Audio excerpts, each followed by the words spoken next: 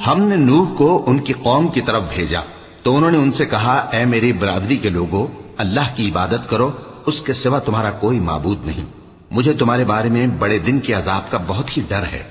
تو جو ان کی قوم میں سردار تھے وہ کہنے لگے کہ ہم تمہیں کھلی گمراہی میں مبتلا دیکھتے ہیں۔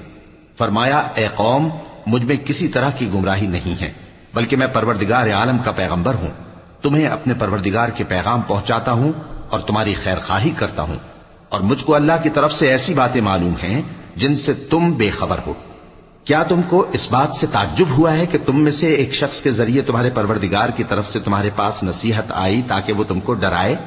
اور تاکہ تم پرہیزگار بنو اور تاکہ تم پر رحم کیا جائے؟